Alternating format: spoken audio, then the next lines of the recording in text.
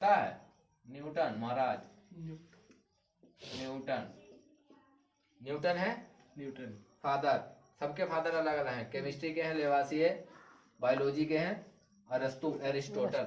तो फिजिक्स पढ़ेंगे आज, देखेंगे। मोस्ट इंपॉर्टेंट चीजें पढ़नी है क्योंकि बोर्ड परीक्षा है, टाइम बिल्कुल नहीं है, ठीक है, केवल रिवाइज करना है, ठीक है।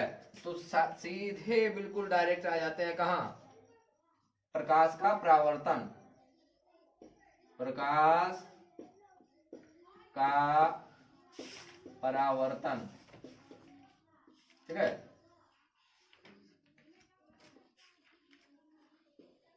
Reflection of light, reflection of light, प्रकाश का परावर्तन कैसे होता है, ठीक है। परावर्तन मतलब प्रकाश किसी माध्यम में जाएगा, वहां टकराएगा और फिर पुनः उसी माध्यम से वापस आ जाएगा। इसी घटना को कहा जाता है प्रकाश का परावर्तन। क्या कहा जाता है? प्रकाश का परावर्तन, ठीक है। तो इसमें एक लाइन लिख लेना है, जब प्रकाश किसी माध्यम से टकराकर पुनः वापस आ जाता है, इसे कहा जाता है प्रकाश का परावर्तन, ठीक है। और इसके नियम भी है, इसके नियम भी है। इसके नियम है आपतन कोण और परावर्तन कोण और उसका अविलंब, वो तीनों एक ही तल में होते हैं, ठीक है। और जो होता है जैसे आई और आर होता है, ये बराबर होता है। ये कोण जो होते हैं वो सब दोनों बराबर होते हैं। इसमें कैसे होते हैं देखें, जैसे ये M1 है और ये M2 है, M1 M2 कोई तल है, कोई मिरर मान लो, कोई भी मान लो, ठीक है। तो यहां से प्रकाश एंट्री करेगा और फिर यहां से टकराकर यहां वापस हो जाएगा, और ये है अविलंब, B मान लो इसको, और इसको A मान लो, इसको C मान लो, ठीक है। और यहां पर कोण बनेगा, ठीक है। ये आपतन कोण है, आपतन कोण। ये परावर्तन कोण है, परावर्तन कोण, ठीक है। आई है ये और ये आर है, ठीक है। ये इनकमिंग मतलब आ रही है, इंसिडेंट कहो इसको, ये रिफ्लेक्ट हो रही है, परावर्तन कोण है, ठीक है। और ये अविलंब है, ये अविलंब है, ठीक है। तो इसके नियम क्या है? दो नियम इसके हैं। पहला इसको अगर आ जाए ये परीक्षा में, सीधे एक लाइन लिखना है कि प्रकाश जब किसी माध्यम से टकराकर पुनः वापस आ जाता है, इसको कहा जाता है परावर्तन, ठीक है, रिफ्लेक्शन। क्या कहा जाता है? रिफ्लेक्शन। जैसे मिरर देखा है, मिरर शीशा लगा होता है, कोई लाइट डालो प्रकाश, ठीक है, तो फिर पुनः वापस लौट आती है, तो इसको कहा जाता है प्रकाश का परावर्तन, ठीक है। दो नियम है। पहला नियम है आपतन बिंदु, आपतन बिंदु और परावर्तन बिंदु तथा अविलंब, अविलंब तीनों एक ही तल में होते हैं, एक ही तल में होते हैं, ठीक है। आई मत करने कुछ नहीं है, बस इतना ध्यान रखना है। ये पूरी इमेज बना लो दिमाग में, ठीक है। और ये रखना अपने चेतन में। कहाँ रखना? चेतन में, क्योंकि दिमाग के सोचने की तीन स्थितियां होती हैं। एक तो होता है चेतन, अब एक होता है अर्ध चेतन, और एक होता है अचेतन। कुछ तुमने सीखा पढ़ा, ठीक है, कुछ बच्चों को रख जाता है चेतन में, ठीक है, उनको ध्यान रहता है। कुछ को चला जाता है अर्ध चेतन में। कुछ तो सोचेंगे कुछ तो पढ़ाया रहा है सर, लेकिन याद नहीं आ रहा। कुछ पढ़ाए थे, याद नहीं आ रहा, ठीक है, ऐसे भी होते हैं। लेकिन हो सकता है उनको याद आ जाए, जोर डालते हैं, थोड़ा दबाव का डालना के ऊपर 50 किलो का वजन थोड़ी रखना है, सोचना है, ठीक है, कि पता चला कि जोर डालो और जो ऊपर रख लिए सर पे कुछ वजन, केवल सोचा जाता है और याद आ जाए तो वो समझो गया है अर्ध चेतन में। और तुम सोचते सोचते थक जाओगे, दिमाग की दही हो जाएगी, लेकिन तुम्हारे दिमाग में बात नहीं आएगी, तो वो चले जाएगा अचेतन में। ठीक है, वो कभी वापस नहीं आएगा। तो बस इतना है सीधा, बस अगर आ जाए तो 2 नंबर क्लियर हो गए। दूसरा वाला बिंदु क्या है? परावर्तन को आपतन कोण, आपतन कोण परावर्तन कोण के बराबर होता है, परावर्तन कोण के बराबर होता है। ठीक है, आपतन कोण परावर्तन कोण के बराबर होता है। कैसे बराबर होगा? कोण आई बराबर कोण आर। ठीक है, कोण आई बराबर कोण आर। कहा है से भैया जितना ये होगा उतना ये होगा। अगर ये 30 का है तो ये भी 30 का, ये 40 का, ये भी 40 का, ये 45 का, ये भी 45 का। ठीक है, तो ये होता है परावर्तन। क्या होता है? परावर्तन। दूसरा देखें,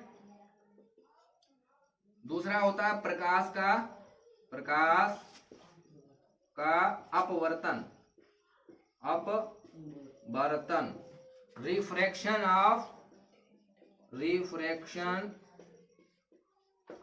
रिफ्रैक्शन ऑफ लाइट भैया।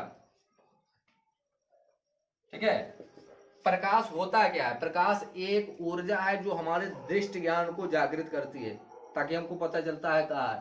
ठीक है, और पता चला अंधेरे ही पड़ गया है तो टकराया, गिरेगा जाके कहाँ? गच्चड़ में। ठीक है, तो प्रकाश दृष्टि ज्ञान को जागृत करता है। अब कुछ प्रकाश होते हैं उसमें ये भी देखा जाता है जो कौन से लूसेंट है, कौन से ट्रांसलूसेंट है, कौन से ओपेक हैं। कुछ ऐसे भी पदार्थ होते हैं, जैसे मान लो पदार्थ यहाँ से टकराया हमने और आर पार हो गया। ठीक है, आर पार हो गया तो फिर ट्रांसपेरेंट है। ठीक है, पदार्थ वो ट्रांसपेरेंट है। अगर प्रकाश कुछ ही पार हुआ तो वो ट्रांसलूसेंट है। अगर प्रकाश बिल्कुल नहीं गया तो समझो वो ओपेक है। ठीक है, पारदर्शी होता है और एक पारभाषक होता है और एक अपारदर्शी है। मतलब कुछ दिखा, दीवार से चाहे जितनी प्रकाश डालो, जितनी भी प्रकाश डालो, बाहर नहीं जाएगा। बाहर जाएगा? नहीं जाएगा, चाहे जितना डालो। और एक कागज है, कागज से डालोगे लाइट से टच तो कुछ जाएगा, लेकिन बहुत कुछ नहीं जाएगा। और शीशे है, अगर शीशा है, ठीक है, ये वाला शीशा है ना, जो चेहरा देखने वाला, जो आर पार दिखाई दे, उसके आर पार अगर डालोगे तो प्रकाश पूरा चला जाएगा। उसको कहा जाएगा ट्रांस लूसेंट। ठीक है, कैसा होता है? एक होता है पारदर्शी, पारदर्शी। दूसरा होता है पारभाषक, पारभाषक। और तीसरा होता है अपारदर्शी, अपारदर्शी। ठीक है, अंग्रेजी भैया लॉर्ड मैकाले, ये भी नोट कर लें। पारदर्शी होता है ट्रांसपेरेंट, ट्रांसपेरेंट। ठीक है, और ये होता है ट्रांसलूसेंट, ट्रांसलूसेंट। और ये होता है ओपेक, ओपेक होता है। ठीक है, तो इतना ध्यान रखोगे, रखोगे ध्यान।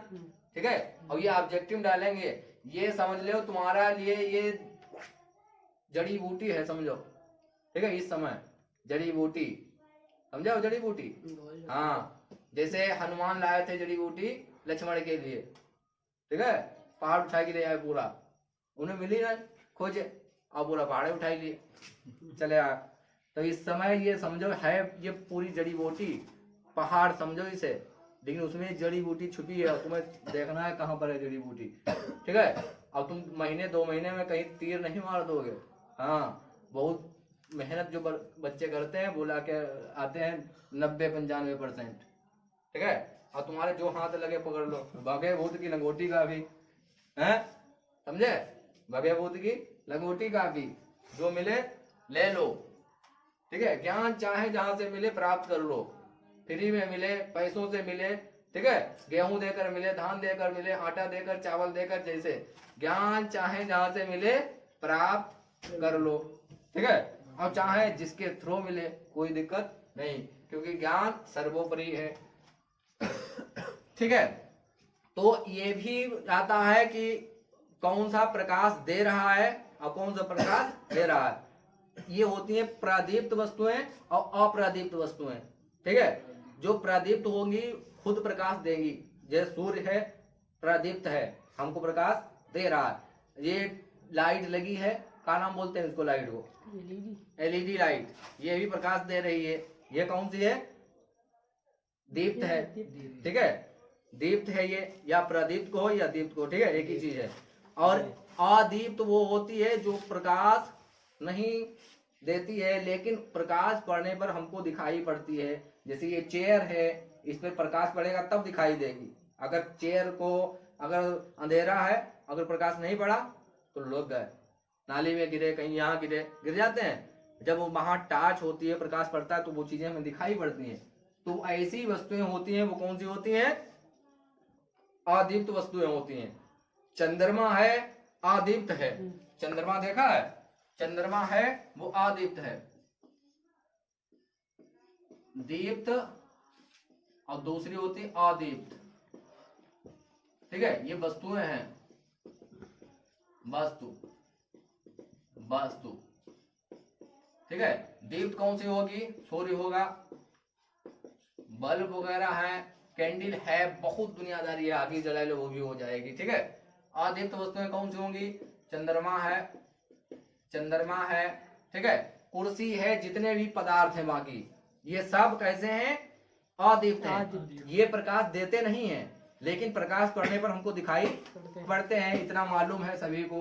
ठीक है, क्योंकि चांद जो है, चांद का खुद का प्रकाश नहीं है, खुद का प्रकाश नहीं है, लेकिन प्रकाश पड़ने पर, सूर्य का जब प्रकाश पड़ता है तो हमको दिखाई पड़ते हैं चंदा मामा।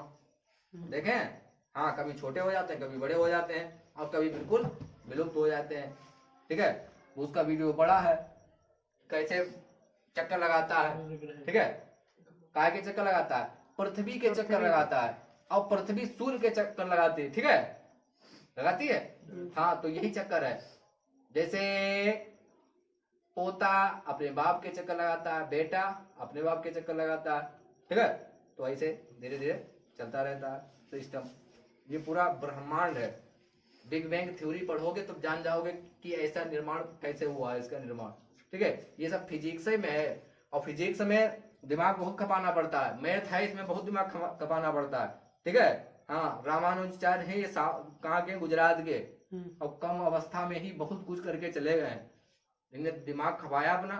ठीक है, तो ज्यादा दिमाग खपाने से भी, हाँ, जान लो, तो ये फिजिक्स है, ये मैथ से रिलेटेड है। कैसे, मैथ से रिलेटेड है, इतना ध्यान रखोगे।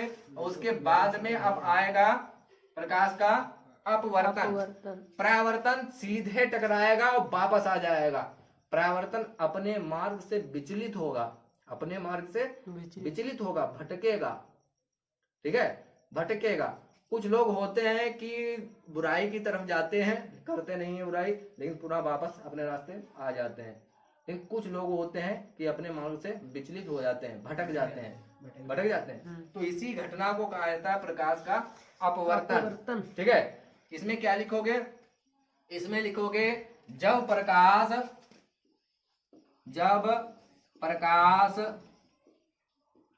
किसी प्रकाश किरण किसी विरल माध्यम से संघन माध्यम में प्रवेश करती है तो अपने मार्ग से विचलित हो जाती है, विचलित हो जाती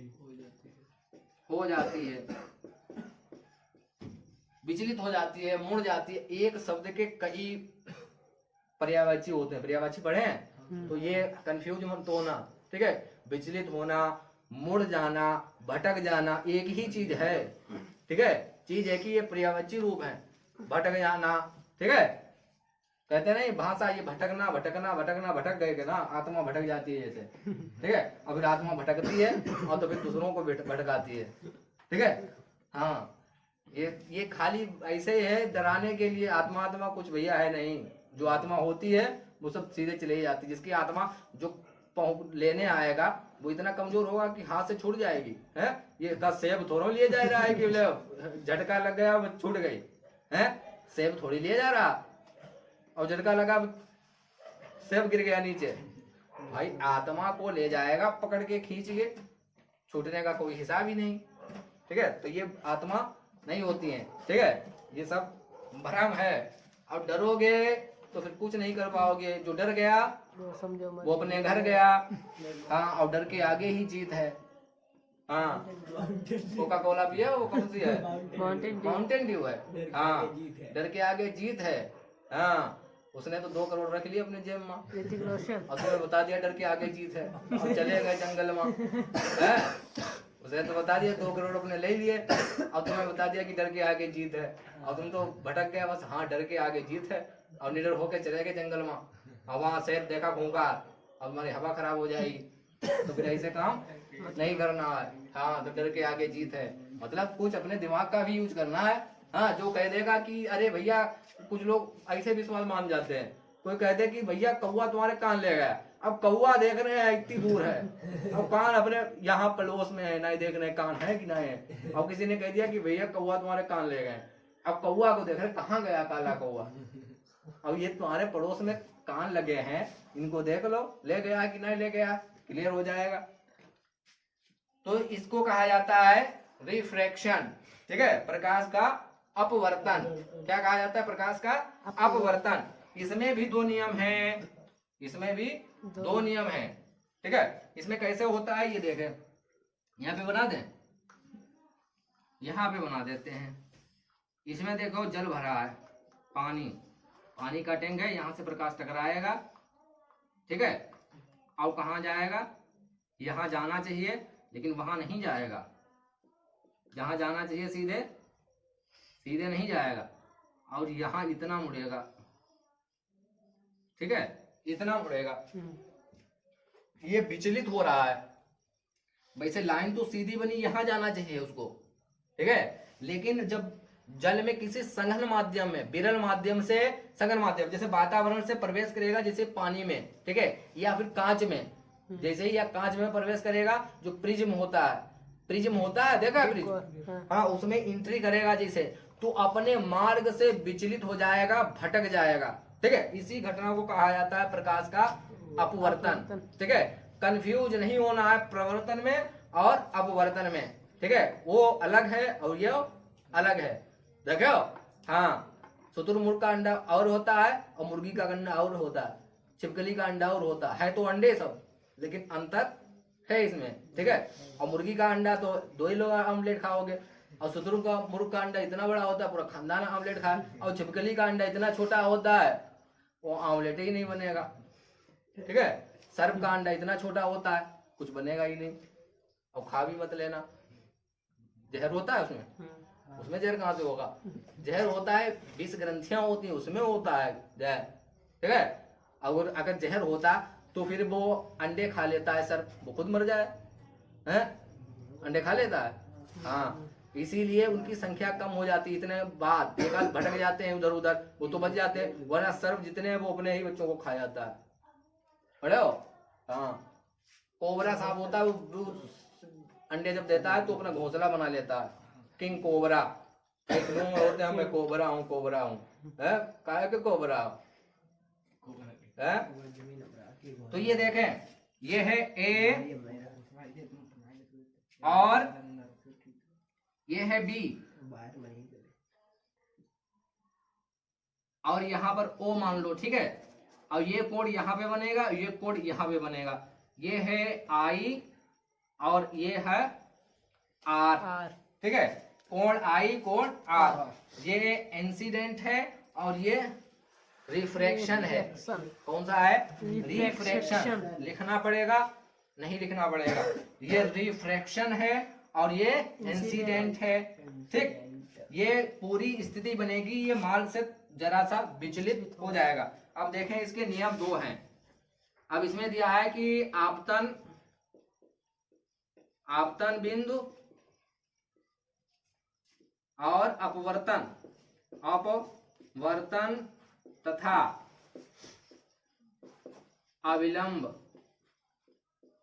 ये अविलंब है, अविलंब तीनों एक ही तल में होंगे, एक ही तल में होंगे। ठीक है। और दूसरा क्या है, दूसरा है इसमें आपतन कोण अपवर्तन कोण के समानुपाती होगा, समानुपाती होगा। ठीक है।